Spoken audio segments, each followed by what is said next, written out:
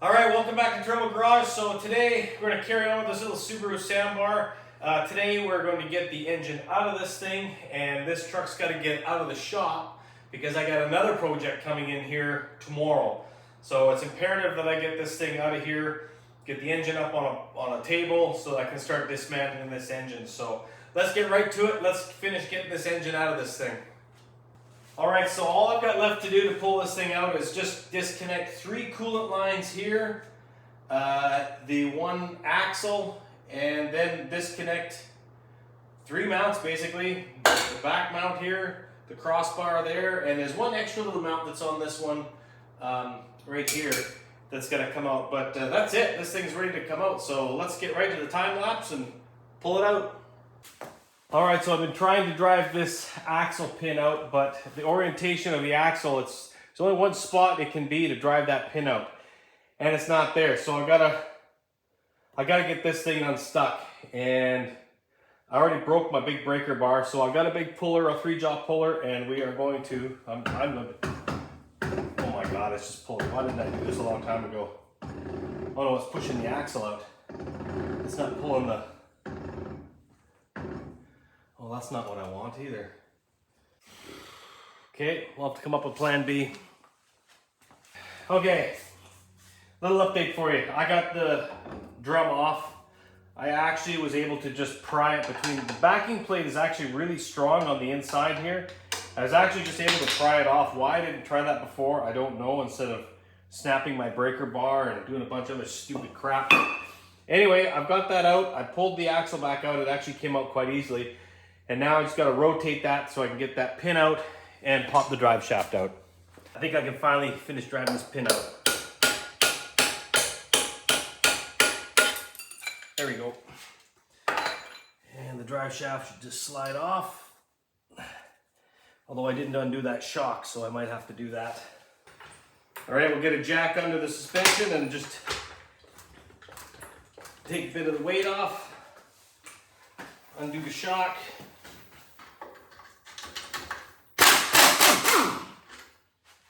And that suspension should now drop.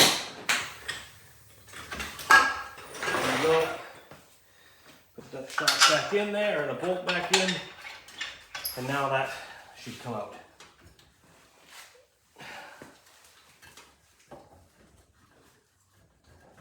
Come on, there we go. And that's it, she's out. One other thing to remove are these little angled bars that go from the outer part of the rear cross member there to the center. Those have got to come off as well. I mean, I think you can get the engine out without it, or with them on there, but it's a lot easier if you remove them. It comes down a little easier.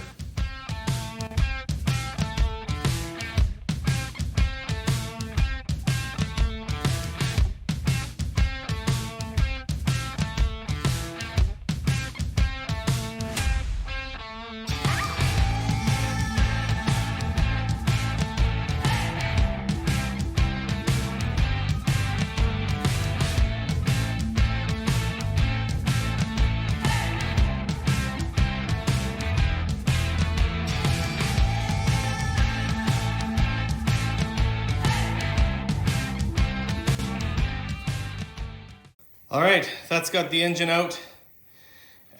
One thing I forgot to do is actually undo the ground strap, the ground cable. So that was kind of buggering me up there. And it didn't come off as smooth as the last time I did it with 2 jacks. It looked really slick.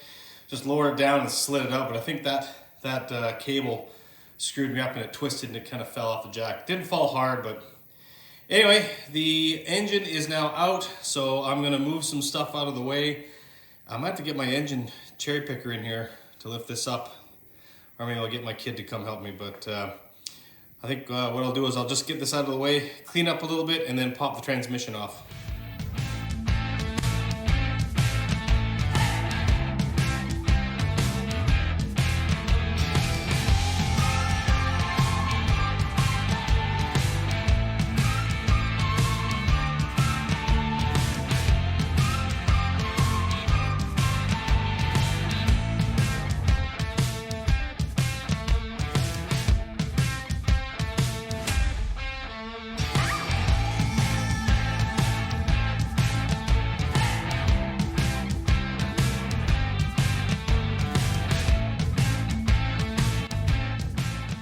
All right, got the transmission off. It was a little more difficult than it should have been due to the rust.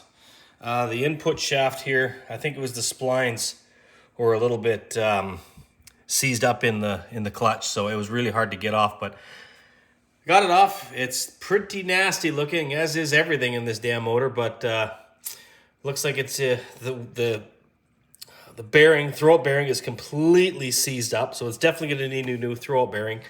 I suspect a new clutch as well. May as well. You've gone this far, you throw a new clutch in.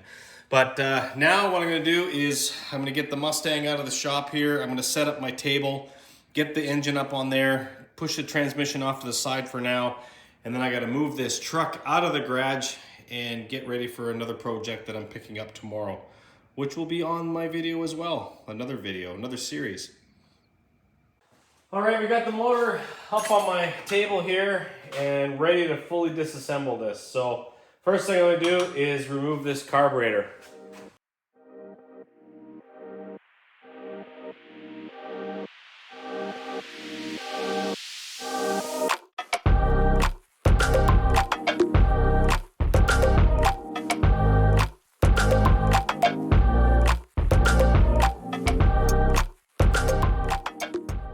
All right, next I'll remove the intake manifold.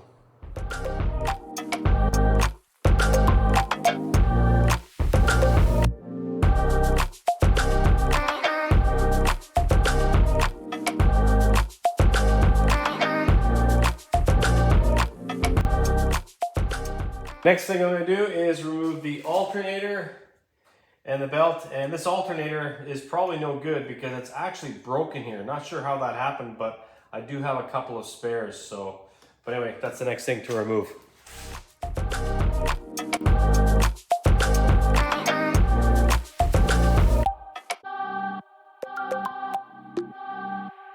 Next thing I'll do is remove these coolant assemblies, thermostat housing. We'll get all that off there.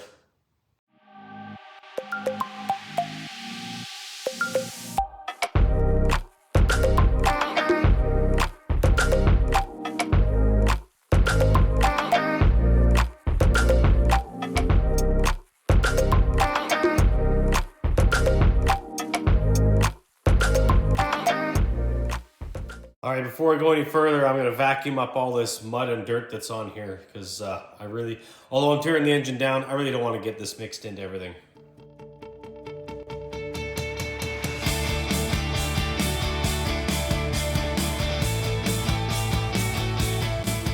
All right, that's a bit better. A little less crap for all over the place, but I just went to remove this oil pressure sending unit, and normally that would be a Phillips screw, but it is so rusted it is non-existent. So I actually the wire broke off. I might have to, I think I've got to spare one of these. Anyway, next thing to do is take the two bolts here and remove this bracket and take off the little bit of wire harness here. Next thing I'm going to do is remove this ugly clutch and flywheel.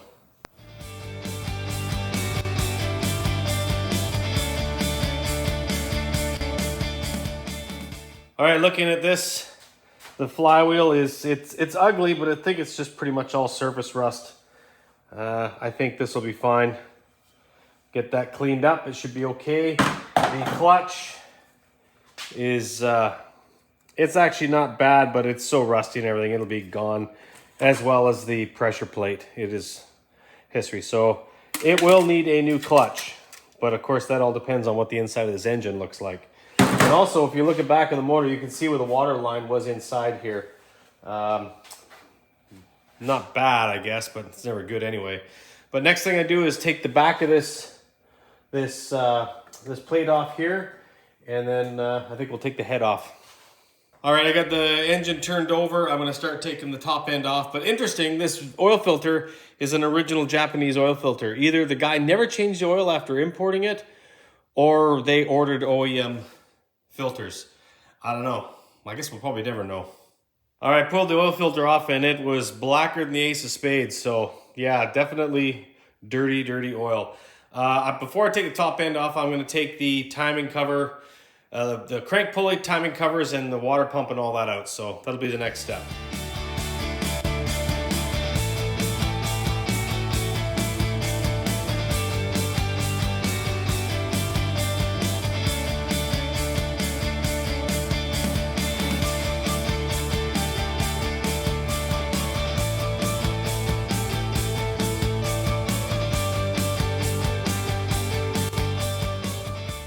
All right, I just tipped the engine over. I'm gonna start taking the valve cover and everything off. And as you can see currently right now, it is still spilling out some water and oil out of the crankcase. So not a good thing. But we'll just, I'm dying to see what it looks like inside. But let's start taking the top end off.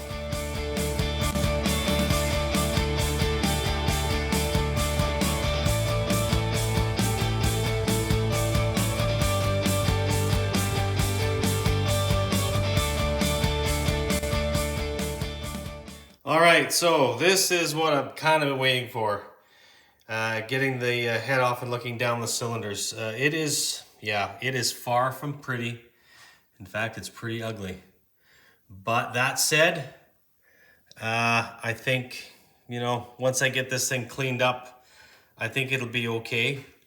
The head, it's gross, but I don't think there's anything in there that's, insurmountable. So the next thing I'll do is pop the oil pan out and start removing the pistons and crankshaft. Before I do that, I forgot to mention the water pump completely seized up. It won't turn at all. So obviously that's getting replaced.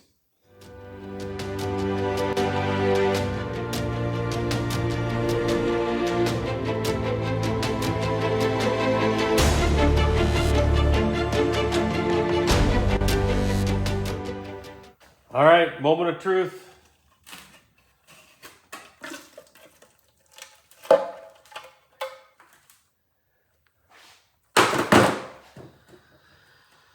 Well, first glance, I don't see anything too bad. It's messy, but I don't see any heavy rust or anything in there, which is good. So let's continue breaking this down.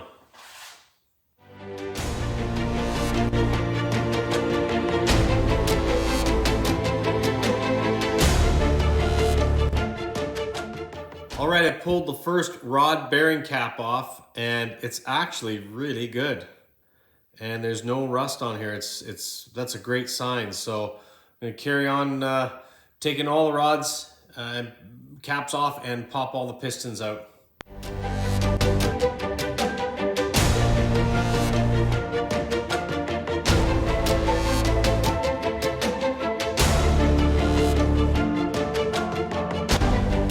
Okay, so I got a couple of pistons out. Number 4 was not too bad. Number 1 was a right pain, and the reason for that is those pistons were down inside the cylinders towards bottom center, and the cylinders were full of water and corroded and rusted. And you can see quite clearly. I had to use some wet and dry paper to go in there and really try to get that cleaned up. I couldn't get the piston out, so I spent some time trying to just get some of the surface rust off, and that cylinder popped out. So the next 2 should be fairly easy, so I'll get those out now.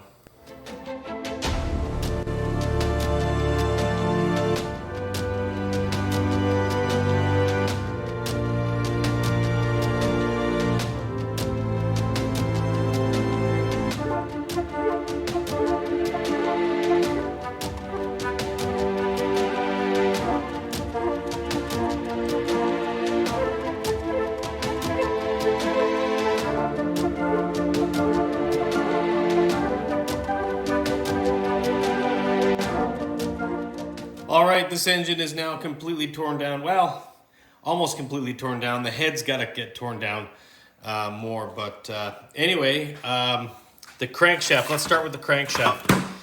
Other than being a little dirty, a little bit of teeny surface rust, it's actually in really, really good shape. I'm pleasantly surprised. I was expecting way worse, but that crank is definitely way good shape.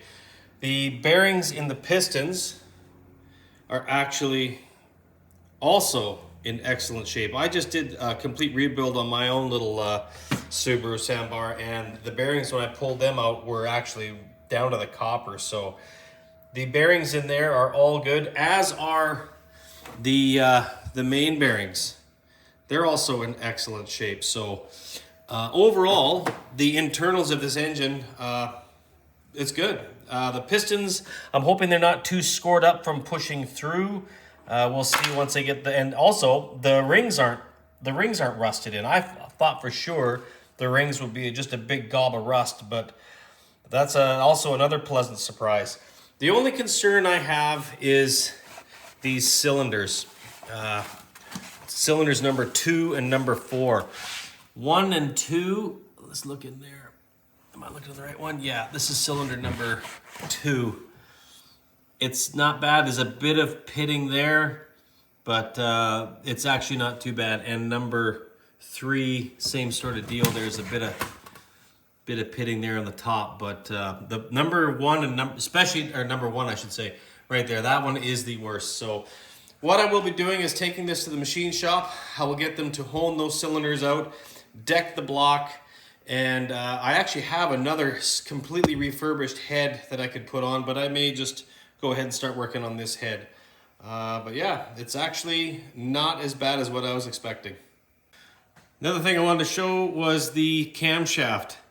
Now, the outer part of where the sprocket is, beyond where the seal goes, that's a little bit nasty looking. I think the seal runs right along here, so I may have to get that in the lathe and polish that up a bit.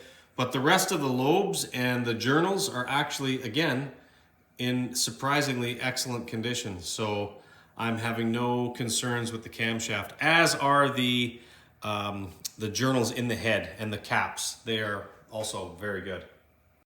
Here, I'll actually have a look at the bearings journals in the head. They're actually, again, like I say, they're very good. So this engine, I do firmly believe will run again. It's very salvageable. So that's excellent news.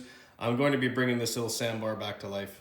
All right, so that's going to do it for this video. I've got a lot of work ahead of me still, like tidying all this up, getting it organized. I've got to do a lot of cleaning of parts, and the block has got to go to the machine shop, and depending on what they find will dictate what I'm going to have to do with respect to ordering parts, i.e. Oversized rings or not. I'm pretty sure I'm going to be able to use the standard size bearings for the crankshaft. So now I'm not going to go into the overhaul of this engine. There's another series that I've got already posted. If you're interested on overhauling, or should I say rebuilding one of these engines, I've already got a full video series posted, so go ahead and check that out. But the next thing that I'm going to do on this is actually, once the engine is assembled, we'll look at putting it back into the truck and going from there. So it might be a little while before I get another video posted on this, because it's going to take a while for parts and that. But if I do get into something on this truck that is worthy of putting out there, I'll do that. So anyway, thanks for watching. I hope you're enjoying this little project. It's slowly coming along. So yeah, think about subscribing if you haven't already. For those that have, thanks a lot. And yeah, have a great day.